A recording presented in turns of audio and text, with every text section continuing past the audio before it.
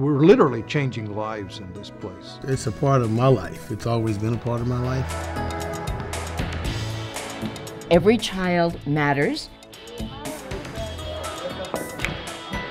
It's the haven for a lot of things that happen in this community. I don't think I'd be where I am today if it wasn't for the Salvation Army. It's been a beacon of hope. I thank God for the center.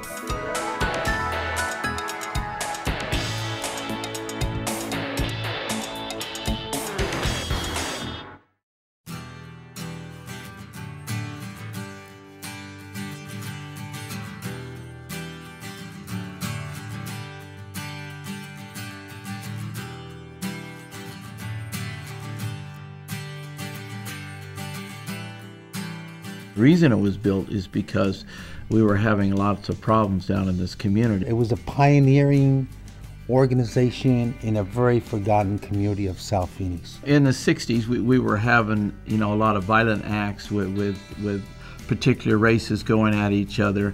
So the facility has really changed everybody's attitude, and people got to know each other. It became the center. And it became the center both in the way it was referred to and in the way people looked at it in the middle of this community. This was not a place that you would come once a month. In 1 week, you were here maybe five days a week, easily, and begging to come more. We had the new gym here, we had the swimming pool, so had all the foosball games, the slap hockey and everything. So it was fun. It was also a place where you could get help with your homework. It was a place where people spent time tutoring one another. It had chapel events. It had church-related events. The mission of the Salvation Army is twofold. It's to preach the gospel of Jesus Christ and to meet human needs in His name without discrimination. The Salvation Army has the responsibility to embrace individuals of all ages, of all race and creed. It turned out to be the focal point or the central point in South Phoenix in terms of where quality basketball players would come. The court was nice enough that back then the Suns used it as a practice facility. Players that played with the Crusaders were quality players. They were some of the best players in Phoenix and Arizona. We would come and play our games here it was almost like a social event to have a game on Friday and Saturday night, and the bleachers would be full of just young families with kids. In the 70s, when we first arrived, it was a place where it had a lot of crime, drunkenness, and it was the beginning in which the drug was starting to filter into the community. Bloods and the Crips are just not coming into my neighborhood. Trouble's pretty easy to find around here. It wasn't too difficult to kind of convince me to come, being that the streets was bad. As soon as the Army started here, the crime rate began to come down almost 30%. And that was a good thing because we were keeping the kids from going into all kind of difficult problems as they're growing up. Coming here to the center really keeps these kids out of the streets. Now we moved to the 80s where things were kind of smooth. My dad started working here when I was 2 months old, and I've been a part of the program ever since. People came down here and, to learn karate and self-defense from me. I try to teach them something here, and then it carries on outside of the center. In the late 80s and 90s, we're looking at a lot of gang action. A lot of gangs, a lot of drugs, a lot of prostitutions. This was always a place for the kids to go that we would always protect them. We had to take kids that were very athletic, were great athletes in the world, but they needed to learn fundamentals. And fundamentals of the sport will relate to fundamentals of life. So we're not only trying to make them good athletes, but good citizens in our community. Today, people will drive all over the state of Arizona to get here. We are known as a place where competitive athletics begins for many folk. If you can beat a Team AZ team, then you guys have you've done pretty well. You have to maintain a C average to be able to play on our teams.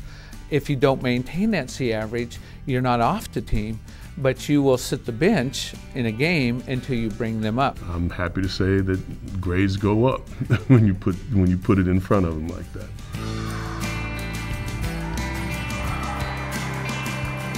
It is not a recreational thing for the girls, but that's so that they can learn discipline and everything else that they need to become better people. It gave me a path, to take, because I was young, I didn't know what I was going to do with my life, but they gave me direction and a way to go.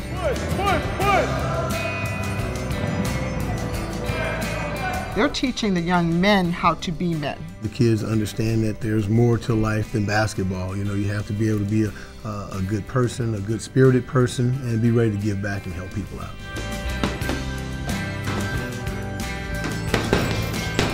I got shot 3 times, I got stabbed. I got into a lot of trouble. I was in intensive care, like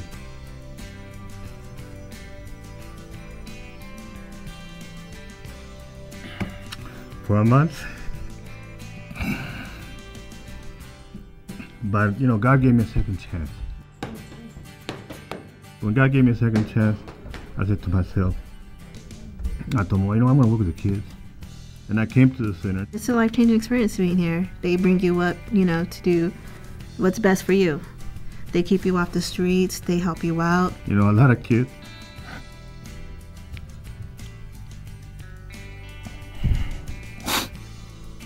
A lot of kids come here searching for something. Not just to compete in sports, but somebody to talk to. And that's the main thing. That's what I'm here for mostly. 3-6, good job. Done. It doesn't matter how good you are at sports. You have to know how to read. ASU needed to be involved in a major way. Once they had a 125-hour internship that took an entire semester, they were going to treat this seriously and with respect. The one-on-one tutoring creates a safe place where kids can make mistakes and not feel bad about those mistakes or not feel that they're failing. The students in the schools in which we started this work, 75% of them did not pass the standardized tests.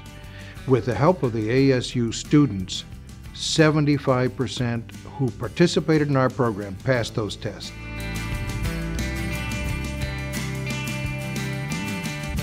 We were a perfect match with this place. Bring the kids in and then teach them some life skills if we can, and to teach them about believing in themselves, really. We're trying to teach the kids the importance of staying in school.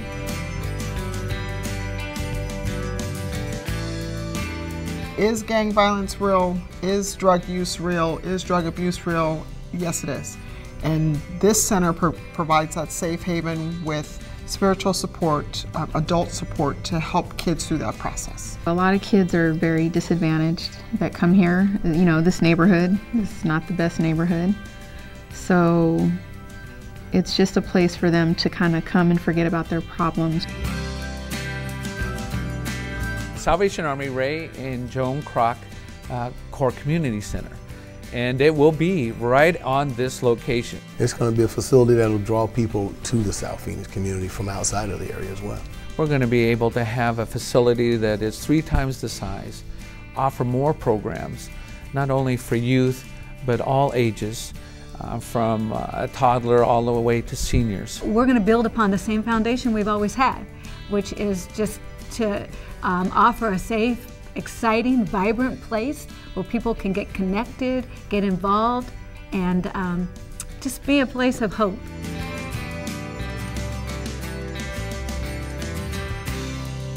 If it wasn't for the Salvation Army and a place of refuge for me as a child, I'd either be dead or in prison. Not all people have love in their life, and I found that love here. From being in gangs and stuff like that, I'm still here and I get to teach you boys stuff that I got to learn, so, and hopefully at least one of these boys can come back here in 10 years and say, Coach Shivers really helped me out. Having this 40 years behind us shows, one, the community, that we've been consistent in that, and that we can still change lives.